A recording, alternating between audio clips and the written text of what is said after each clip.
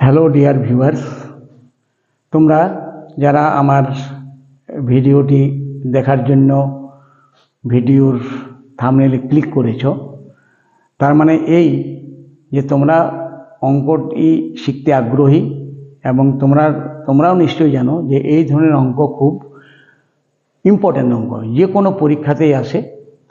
তো এই যে অঙ্কটি আমি নিয়ে এসেছি তোমাদের সামনে, সেটি হচ্ছে ক্লাস 9-এর অধ্যায় 10-এর লাভ ও ক্ষতি টপিক্সের উপরে। ওই অধ্যায় 10-এর যে 10.1 কোষে দেখি আছে, সেই কোষে দেখির অঙ্ক নম্বর 19 তোমরা বইটিতে মিলিয়ে নেবে।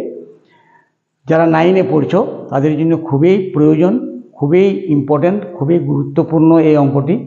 এবং এছাড়াও যারা বিভিন্ন কম্পিটিটিভ পরীক্ষার জন্য তৈরি হচ্ছ, প্রস্তুতি নিচ্ছ, তাদের ক্ষেত্রেও খুবই জরুরি এই অঙ্কটি শেখা বা এই ধরনের অঙ্ক শেখা। কারণ তোমরা বলতে পারো যে এমন কোনো কম্পিটিটিভ পরীক্ষা নেই যেখানে পার্সেন্টেজ বা শতকরার অঙ্ক থাকে না।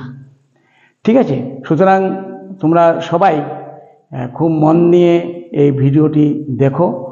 আর শেষে বলবো একটা কথা। এখন আমি চলে যাচ্ছি অঙ্কটিতে।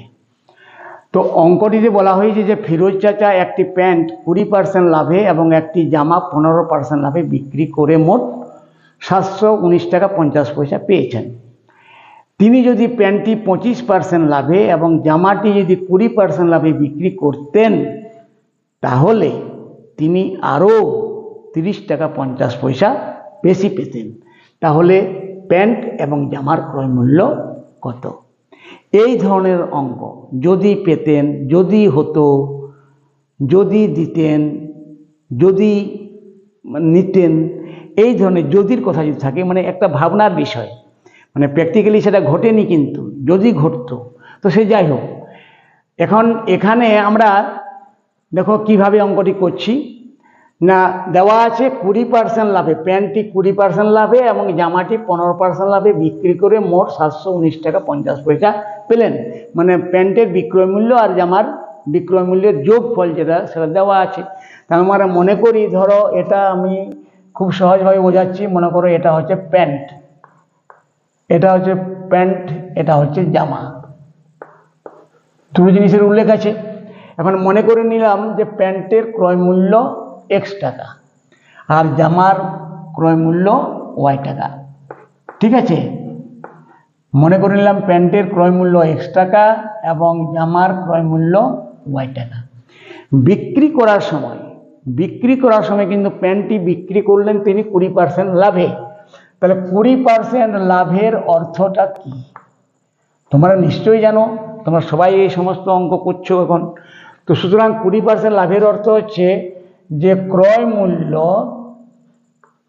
মূল্য এবং বিক্রয় মূল্যের ঘর আমি তৈরি করছি এবং 20% লাভটাকে বসাচ্ছি। কোথায় কিভাবে বসাচ্ছি দেখো।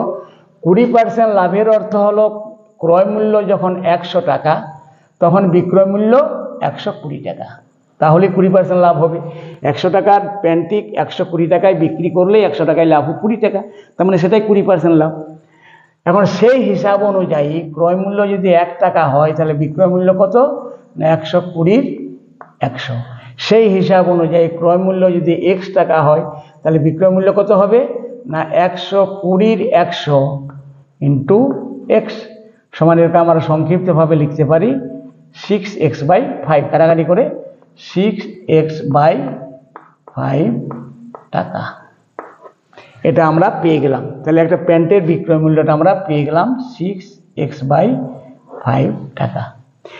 এবারে জামার দিকে চলো। তাহলে জামাটা কিন্তু বিক্রি তিনি করেছেন 15% লাভে।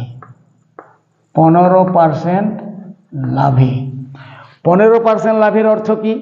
না 15% লাভের ঠিক একইভাবে ওইভাবেই করো, ক্রয় মূল্য আর বিক্রয় মূল্য। তাহলে ক্রয় মূল্য যখন 100 টাকা, তাহলে বিক্রয় মূল্য হতে হবে 115 টাকা, তাহলে 15% লাভ হবে। যদি 1 টাকা হয় তাহলে কত? না 115 100। আর জামার যেটা ক্রয় মূল্য সেটা ধরা হয়েছে Y টাকা, তাহলে যদি ওয়াই টাকা হয় তাহলে কত হবে না 115/100 ইন্টু ওয়াই সমান কত হবে, কাটাকাটি কত হবে 23 ওয়াই বাই 20 টাকা। এটি হয়ে গেল। তাহলে 20% লাভে প্যান্টটি বিক্রি করলে বিক্রয় মূল্য 6x/5 টাকা, আর জামাটি 15% লাভে বিক্রয় করলে বিক্রয় মূল্য 23y/20 টাকা। এখন প্যান্টটি এবং জামাটি দুটি বিক্রি করে মোট তিনি পেয়েছিলেন 719 টাকা 50 পয়সা। তাহলে নিশ্চয়ই প্যান্টের বিক্রয় মূল্য জামার বিক্রয় মূল্য যদি যোগ করা হয় তাহলে 719 টাকা 50 পয়সা পাওয়া যাবে। তাহলে আমরা লিখতে পারি অতএব 6x/5 প্লাস 23y/20 সমান 719 টাকা 50 পয়সা। একে আমি কি করছি, এখানে 100 করে দিলাম, দশমিকে হাটিয়ে দিলাম, কাটাকাটি করে দিলাম। আচ্ছা এখন না, পরে। তাহলে এখানে বা লিখছি, বা লিখে এটাকে এবারে যোগ কর, ভগ্নাংশের যোগ। তার মানে লসাগু হবে 20, 20কে 5 দ্বারা ভাগ করলে হবে 4, 4 × 24x প্লাস 20কে 20 দ্বারা ভাগ করলে 1, 23, এখানে 23y সমান 71950/100। এই 20 এবং 100 কেটে দাও, 5 × 20 = 100। ঠিক আছে, এবার করো কি বজ্র গুণন। তাহলে আমরা লিখতে পারি বা, তাহলে 5 দ্বারা গুণ করলে 5 × 24 হয় 120x প্লাস 23y কে 5 দ্বারা গুণ করলে হবে 115y সমান হবে 71950। এটি হয়ে গেল সমীকরণ নাম্বার 1। ঠিক একইভাবে পরের যে অংশটি রয়েছে অঙ্কটির, তা থেকেও কিন্তু আমরা একটা সমীকরণ পাবো। কিভাবে দেখো, যদি তিনি প্যান্টটি 25% লাভে এবং জামাটি 20% লাভে বিক্রি করতেন তাহলে তিনি আরও 30 টাকা 50 পয়সা বেশি পেতেন। তো তাহলে এটা আগের, এরপরে লেখো পরের। পরে তার মানে প্যান্টের ঘরে প্যান্টের হিসাব, জামার ঘরে জামার হিসাব। তো প্যান্টটি যদি তিনি 25% লাভে বিক্রি করতেন তাহলে 25% লাভ এর অর্থ কি? 25% লাভ এর অর্থ হচ্ছে যে ক্রয় মূল্য আর বিক্রয় মূল্য যদি আমরা করি, তাহলে ক্রয় মূল্য যখন 100 টাকা তখন বিক্রয় মূল্য হতে হবে 125 টাকা, তাহলে 25% লাভ হবে। তাহলে যদি 1 টাকা হয় তাহলে হবে 125-এর 100, আর প্যান্টের ক্রয় মূল্য x টাকা, তাহলে x টাকা হলে হতে হবে 125x/100 টাকা। সমান এটাকে সংক্ষিপ্তভাবে করা যায় 5 × 25 = 125, 4 × 25 = 100, মানে 5x/4 টাকা। এটা বের করা হলো প্যান্টের বিক্রয় মূল্য, মানে দ্বিতীয়বারের অংশ থেকে এটা প্রশ্নটি। এরপরে জামার ঘরে দেখেছিল, জামাটি যদি 20% লাভে বিক্রি করতেন তাহলে 20% লাভ, 20% লাভ এর অর্থ কি না ক্রয় মূল্য এবং বিক্রয় মূল্য। ক্রয় মূল্য যখন 100 টাকা তখন বিক্রয় মূল্য 120 টাকা। 1 টাকা হলে 120/100, আর জামার ক্রয় মূল্য y টাকা, তাহলে y টাকা হলে হবে 120y/100 সমান, এটা সংক্ষিপ্তভাবে করা যাবে কাটাকাটি করার পরে 0 0 6 × 12 5 × 10, মানে 6y/5 টাকা। এটা হলো জামার বিক্রয় মূল্য। আর এটা আমি ওই জন্য এখানে মানে চতুর্ভুজের ভিতরে লিখলাম আর এটাকে গোলের ভিতরে লিখলাম। তার মানে এটা হচ্ছে মানে অঙ্কটির প্রথম মানে যে অংশটি তা থেকে যে আমরা সমীকরণটি পেলাম সেটি, আর এখান থেকেও কিন্তু আমরা আরেকটা সমীকরণ পেতে পারি। কিভাবে দেখো না, প্যান্টের বিক্রয় মূল্য এবং জামার বিক্রয় মূল্য, মানে যদি প্যান্টটি 25% লাভে এবং জামাটি 20% লাভে বিক্রি করতেন তাহলে তিনি মোট কত পেতেন, কিছু দেওয়া নেই, কিন্তু দেওয়া আছে যে আগের যে বিক্রয় মূল্য তার থেকে 30 টাকা 50 পয়সা বেশি। তার মানে আগে ছিল 719 টাকা 50 পয়সা আর বেশি পেতেন 30 টাকা 50 পয়সা। যদি যোগ করা হয় তাহলে হয়ে গেল কত, 750 টাকা। এই 750 টাকা তিনি পেতেন। এখন তাহলে আমরা লিখতে পারি যে এই বিক্রয় মূল্য এবং এই বিক্রয় মূল্য সমান কত না, সমান হচ্ছে 750। তাহলে আমরা লিখতে পারি 5x by 4 plus 6y by 5 সমান 750 টাকা।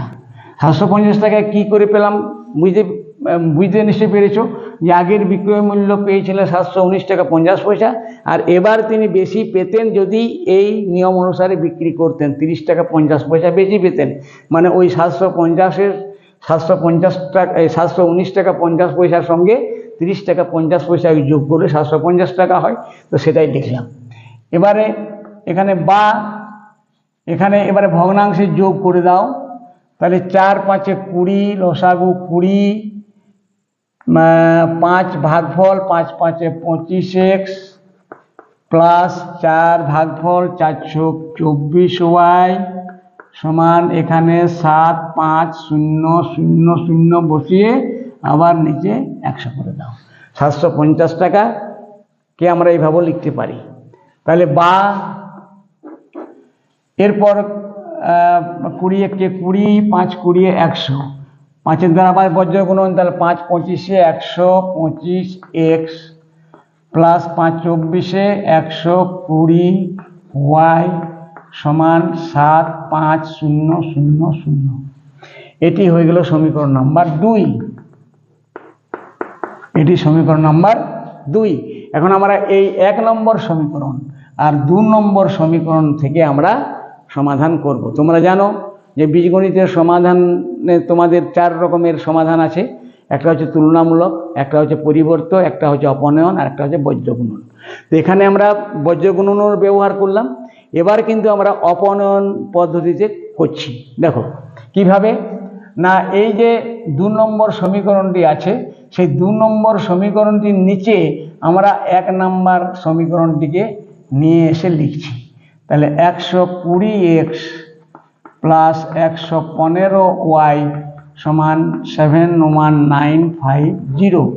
এরপর কি করছি, দুটো সমীকরণকে আমরা বিয়োগ করি। এটি কিন্তু 1 নম্বর সমীকরণটি। এবারে 2 নম্বর সমীকরণ থেকে 1 নম্বর সমীকরণটি বিয়োগ করছি। তাহলে বিয়োগ করলে তোমরা নিশ্চয়ই জানো অপনয়ন পদ্ধতিতে যে সাইনটি চেঞ্জ হয় নিচের লাইনটির। তাহলে এই সাইন চেঞ্জ করে দিলাম। তাহলে এখানে কত হলো, 125x থেকে 120x বাদ দিলে হয় 5x, আর 120y থেকে 115y বাদ দিলে হয় এটাও 5y হবে। তাহলে প্লাস 5y সমান এখান থেকে এটা বিয়োগ করলে হবে 0 5 10 7 1 10 মিলে গেল 0 হাত থেকে 1 2 3 3 0 5 0। এখানে 5 কমন নিয়ে নাও। তাহলে 5 যদি কমন নিয়ে নাও তাহলে x প্লাস y সমান 3050, বা এখানে x plus y equal to একে 5 দ্বারা ভাগ করতে হবে। তাহলে 5 6 30, 5 1 5 0 600। এটা হলো 3 নম্বর সমীকরণ। ঠিক আছে। এখন এরপর 3 নম্বর সমীকরণ এবং 1 এবং 2 এর মধ্যে যে কোনো একটি সমীকরণ, এগুলি নিয়ে আমরা সমাধান করব। তাহলে দেখো আমি 3 নম্বর সমীকরণটি আরেকবার লিখছি। x প্লাস ওয়াই সমান 610, আর এর নিচে 1 নম্বর সমীকরণটিকে আবার নিয়ে আসছি এখানে এনে বসিয়ে দিচ্ছি। তাহলে